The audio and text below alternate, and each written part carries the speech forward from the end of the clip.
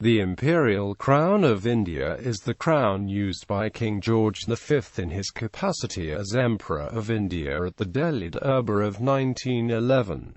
Origin: English law prohibits the crown jewels from leaving the country, a product of the days when kings and queens often pawned the jewels to foreign buyers. There are also considerable risks involved in transporting the historic regalia by sea and land over such a great distance. For these reasons, a new crown was made specially for George V and Queen Mary's trip to India in 1911, where they were proclaimed as Emperor and Empress of India before the princes and rulers of India. The crown jewelers at the time, Garrard and Ampco, made the crown at a cost of £60,000, which was borne by the India Office. Description: The Imperial Crown of India weighs 920 grams and is set with emeralds, rubies, sapphires and 6,100 diamonds. In the center of the front cross is a very fine Indian ruby and in the top cross a large fine emerald. The king wrote in his diary that it was heavy and uncomfortable to wear. Rather tired after wearing my crown for 3.5 hours. It hurt my head, as it is pretty heavy. Similar to other British crowns, it consists of a circlet with 4 crosses pâté and 4 fleurs de lis.